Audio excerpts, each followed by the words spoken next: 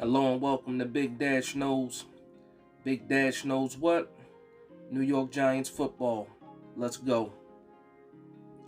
Today's video is the second installment of Who Makes the 53. And in this episode, I'll be reviewing the tight end room. The Giants are building this room from scratch, and with only one player returning from last season, that being Chris Myarick. Outside of Myarick, everyone else was either signed in free agency or either drafted. Now let's get into the tight end room.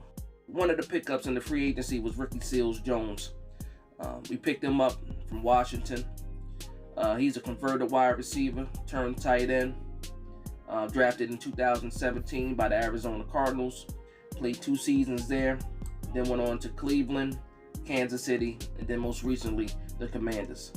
The best year for Ricky Seals-Jones was 2018, where he had 34 receptions, 343 yards with 1 touchdown. Last year, with the Washington Commanders, he had 30 receptions, 271 yards, and 2 touchdowns. In 5 years, Jones has played in 54 games, started 15, had 90 receptions, 1,044 yards, and 10 touchdowns. And what you get from Ricky Seals-Jones is a pass-catching type guy that can make plays after the catch, has some speed.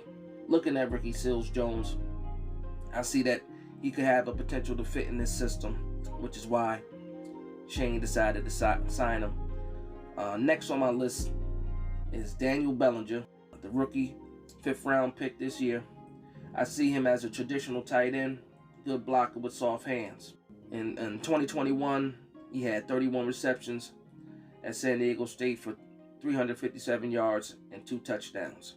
Now, one thing about Bellinger, he has modest stats, but if you look at the tape, his skill set jumps off the screen, and you can see the potential that could be there with a guy that has the size, who can block the way he can block, but it also has the speed to affect the passing game. He did run one of the better 40s for the tight ends this year.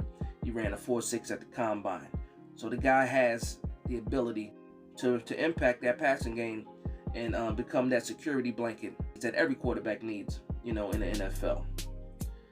Next guy on the list is going to be Jordan Akins, another converted wide receiver at 6'4", 243 pounds. He has a similar build as Ricky Seals-Jones, and he fits that same mold as a pass-catching tight end. He has great running ability after the catch. Akins was drafted in 2018 by the Houston Texans. He played all previous 4 years with the Texans before signing with the Giants this offseason. His best year was in 2020, where he had 37 receptions, 403 yards, and 1 touchdown. In 2019, 36 receptions, 418 yards, and 2 touchdowns.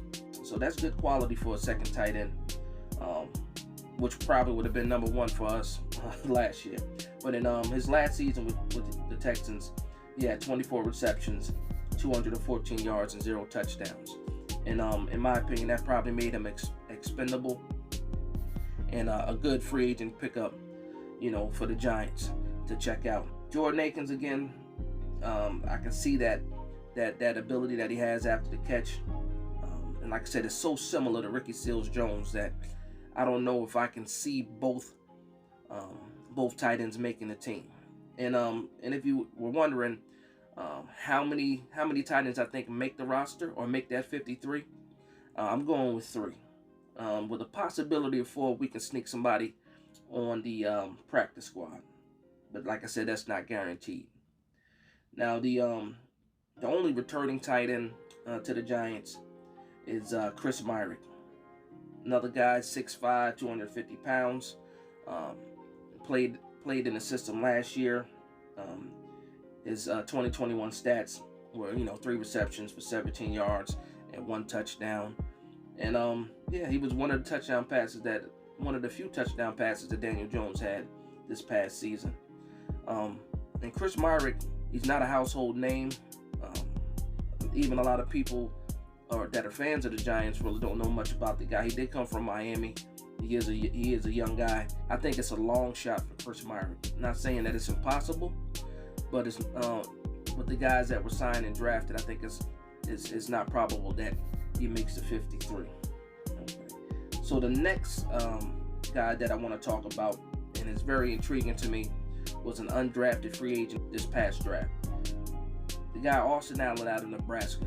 This guy is 6'8", almost 6'9", 260 pounds. And you're like, wow, what a large target, right? And absolutely. And I think he has a real shot at making the 53, even though he's an undrafted free agent. And just a little bit about him is the guy has nice hands, good feet for a guy his size, being 6'8", almost 6'9". He can also move a little bit after the catch. Now, he can also move a little bit after the catch. Like I said, again, good speed. He has a large catch radius, sneaky athletic, and he's a red zone threat. I can also see him being that security blanket. It's kind of like the same way I see Daniel Bellinger. Now, when I talk about Bellinger, the upside is very high. Obviously, he's a draft pick, a better blocker than Austin Allen. But these guys with the ball in their hands, can make plays. Sneaky athletic type of guys. And I like that in my tight end. Okay, then the last guy I want to talk about, just real briefly, is another undrafted free agent out of Maine, and that's Andre Miller, a converted wide receiver, 6'3", 220. So he's already on the smaller side. But he has shown some ability at OTA. He connected a few times with the quarterbacks for some touchdowns. So his stats in 2021 at the University of Maine was 21 receptions, 348 yards, and 6 touchdowns. And that's something that you can work with. Do I think that Andre Miller makes the 53? I don't. I do see him as a possible practice squad guy. Or that's only because of who I think the tight ends would be on this 53. And so without further ado, my tight end one is going to be the rookie Daniel Bellinger. I think he's a week 1 starter. Behind that, and it was kind of hard to pick between the two. Obviously, Ricky Seals-Jones is a more known name for us. He actually helped the Washington football team last year to beat us in that first meetup where he caught that touchdown in the corner of the end zone over Adoree Jackson, which pretty much brought them back in the game. But so we know who Ricky Seals-Jones is. We've heard that name before. Jordan Akins, I didn't know much about Akins, so I looked at a little bit of his tape, a little bit of the highlights that you can see on YouTube, and the guy can make some plays. So these guys, I think it's going to be other factors like injury history, age, and how they fit into the scheme for the system. And ultimately, I think it's going to be about how they look in this preseason, mini camp, training camp, once the pads come on. But it's a toss-up. But if I had to lean a certain way, I'm probably going to have to go with Ricky Seals-Jones. And it's even me saying it right now, I'm like, man, should I go Jordan Akins? But to me, that's a toss-up. Now, what's not going to be a toss-up is this third guy. And drum roll, please. I think Austin Allen makes the 53 as an undrafted free agent. I think with the measurables and the upside of this guy, I still don't understand how the guy didn't go on, how he went undrafted. Probably going to have to take a deeper dive into the background to see what happened there, if there's some injury history or something like that. But just looking at his tape, he jumps, and he has that production too, at a high level of college play. Again, you're talking 38 receptions last year for 602 yards. That's pretty good for a tight end. So, he's going to be my tight end 3. Now, you hope that you can fit one of the other guys on the practice squad, whether that be Akins or either Andre Miller or even Chris Myarick. I'm not sure who all qualifies. I believe Myarick has a chance. I don't think Akins or Jones have a chance, but with that being said, my 3 tight ends are going to be tight end 1, Daniel Bellinger, tight end 2, Ricky Seals-Jones, your package guy, and then tight end 3 will be Austin Allen. So we're building this room from scratch. The room will be some young guys who I think will contribute right away, and add some blocking. As also, they add some blocking and also can be seen as contributors in the passing game.